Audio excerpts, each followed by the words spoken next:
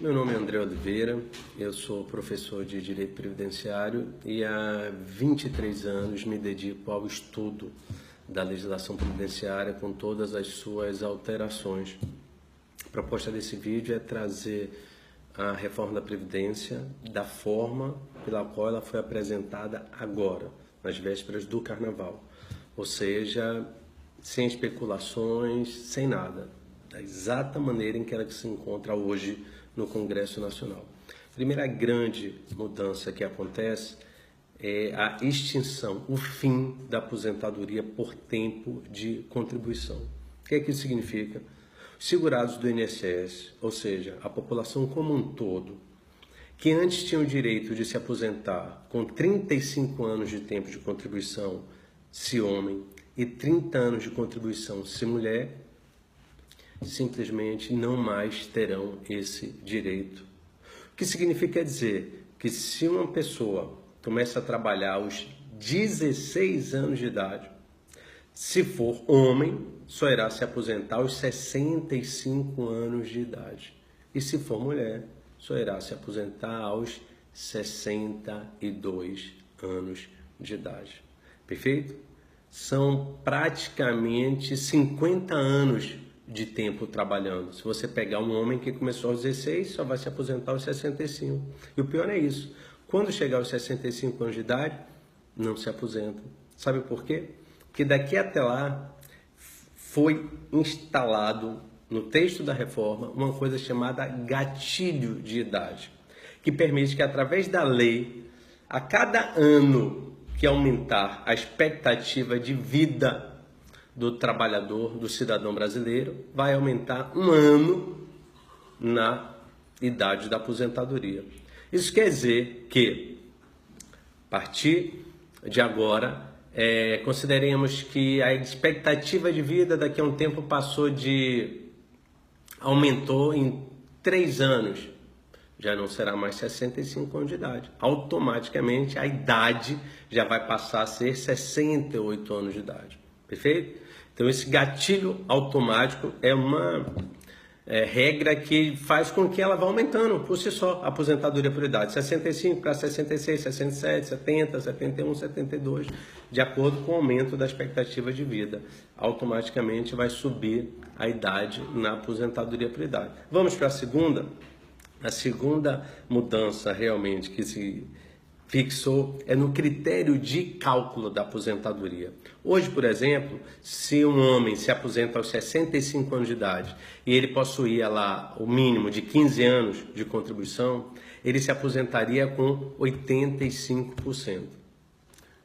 A partir de agora, na proposta da reforma, ele vai se aposentar com 60% do valor. Ou seja, houve uma perda considerável. De 85% caiu para 60%. O que significa dizer que a partir de agora, para alguém conseguir sair com 100%, terá que possuir no mínimo 40 anos de contribuição. É um outro ponto que está na reforma.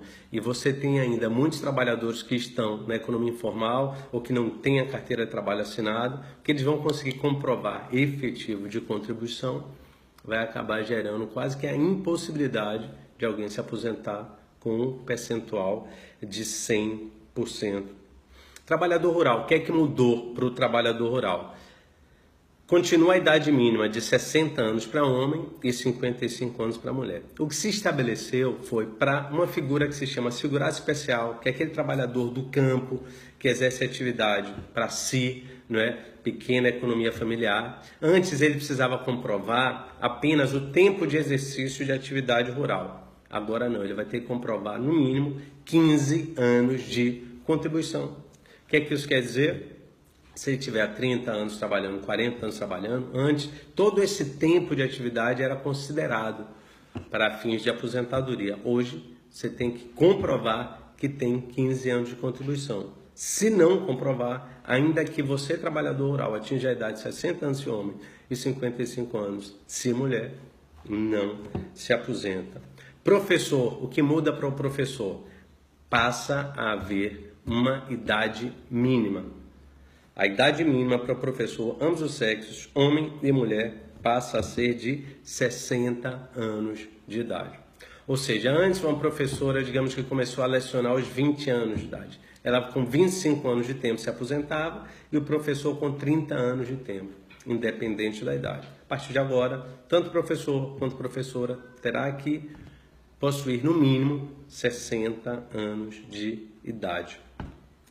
Pensão, obscenidade plena. O que é que funciona na pensão? Digamos que marido e mulher contribuam.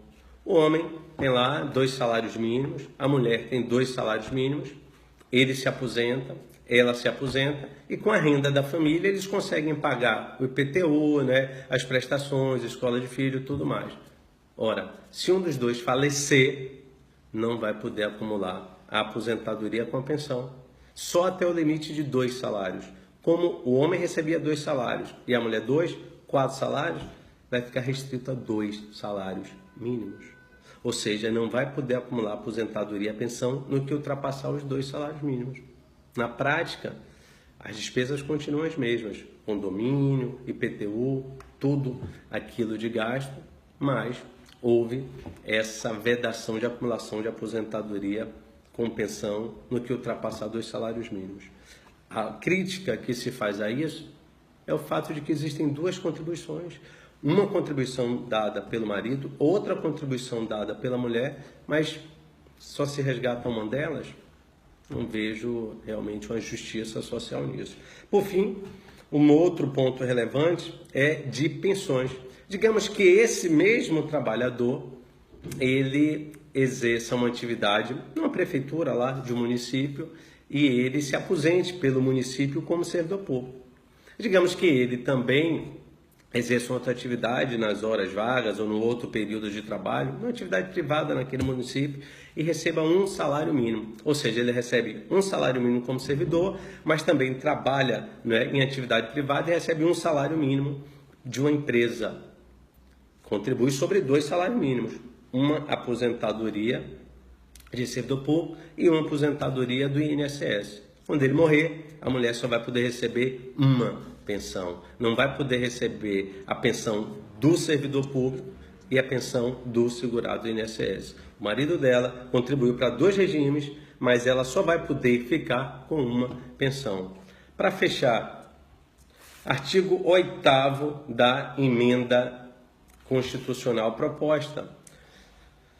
Vedada a adesão de novos segurados, os atuais segurados de regime de previdência aplicável a titulares de mandato eletivo poderão, mediante opção expressa, permanecer nos regimes previdenciários aos quais se encontrem vinculados, aplicando-se as regras nele previstas em caso de descontinuidade dos mandatos. O que isso quer dizer?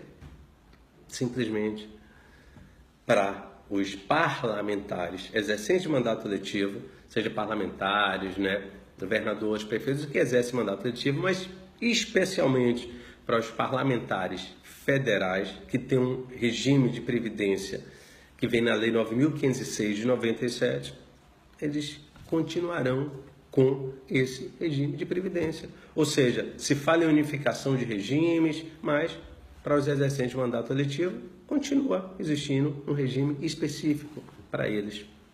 Que mudança é essa que se quer? É justo? Não é justo? Fica aí essa questão a ser pensada e trabalhada, né?